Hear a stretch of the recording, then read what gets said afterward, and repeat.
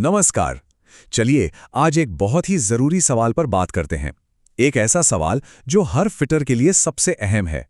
और ये किसी मशीन या नए टूल के बारे में नहीं है, बल्कि ये है व्यावसायिक सुरक्षा और स्वास्थ्य के बारे में। तो शुरू करते हैं। तो सवाल यह है कि एक फिटर का सबसे जरूरी औजार आखिर है क्या? क्या वो कोई खास तरह का पाना है या कोई हाईटेक मशीन? जरा सोचिए, क्या हो सकता है? और इसका जवाब शायद वो नहीं है जो सब सोच रहे हैं। फिटर का सबसे जरूरी औजार है एक सुरक्षा मानसिकता। मतलब काम का हर एक स्टेप लेते वक्त सुरक्षा को सबसे ऊपर रखने की आदत।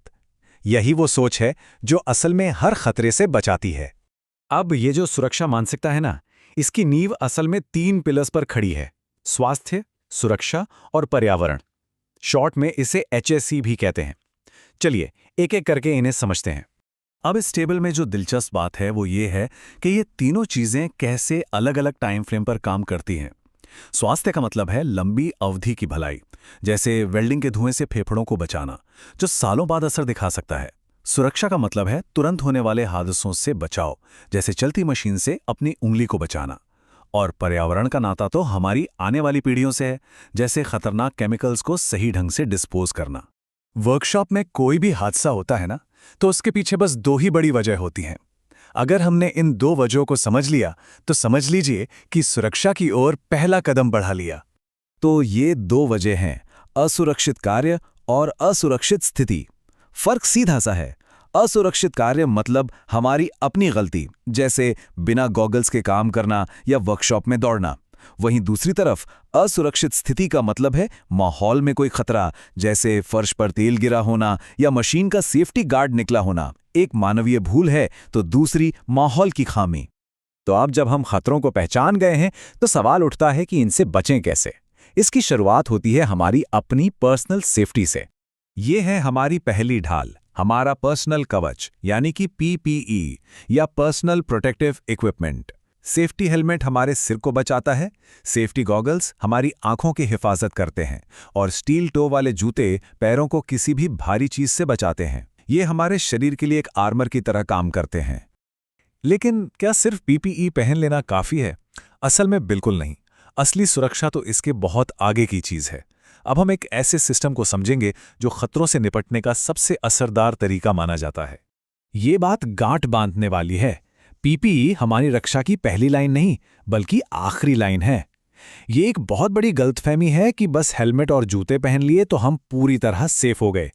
असली सुरक्षा खतरे को झेलने में नहीं, उसे जड़ से खत्म करने में है। और ये स्लाइड इस बात को बहुत अच्छे से समझाती है। इसे कहते हैं हायरार्की ऑफ कंट्रोल्स। ये एक उल्टा पिरामिड है, जिसमें सबसे असरदार तरीका सबसे ऊपर है। सबसे पहला और बेस्ट तरीका है एलिमिनेशन, यानी खतरे को पूरी तरह से हटाई दो। अगर वो मुमकिन नहीं तो सब्स्टिट्यूशन, यानी खतरनाक चीज की जगह कोई सुरक्षित चीज इस्तेमाल करो। और इस पिरामिड में सबसे नीचे, यानी सबसे कम असरदार तरीका है PPE। अब देखिए, चाहे कितना भी अच्छा सिस्टम क्यों ना हो, कभी कभी हादसे हो ही जाते हैं। ऐसे में यह जानना बेहद जरूरी है कि उस वक्त क्या करना है और उन घटनाओं से हम आगे के लिए क्या सीख सकते हैं। और यहीं पर सेफ्टी पिरामिड का कॉन्सेप्ट काम आता है। ये हमें दिखाता है कि बड़ी दुर्घटनाएं ना हवा में से नहीं आती, वो असल में छोटी छोटी लापरवाहियों और घटनाओं का नतीजा होती हैं, जिन्हें हम अक्सर अनदेखा कर देते हैं। चलिए इसके आंकड़ों को देखते हैं। रिसर्च बताती है कि हर एक बड़ी दुर्घटना होने से पहले औसतन लगभग 300 ऐसे वाकये होते हैं जहां चोट लगते लगते बच जाती है। इन्हें हम बाल बाल बचना या नियर मिस कहते हैं। और अगर इन 300 नियर मिसेस पर ध्यान न दिया जाए और उन्हें रिपोर्ट न किया जाए, तो वही खतरे आगे जाकर लगभग 30 छोटी मोटी चोटों की वजह बनते हैं, जैसे कहीं कट जाना या मोच आ जाना। और आखिर में यही लापरवाही एक बड़ी गंभीर चोट या मौत का कारण बन जाती है। इसलिए हर एक नियर मिस को रिपोर्ट करना इतना जरूरी है ताकि हम पिरामिड की चोटी तक कभी पहुंचे ही नहीं।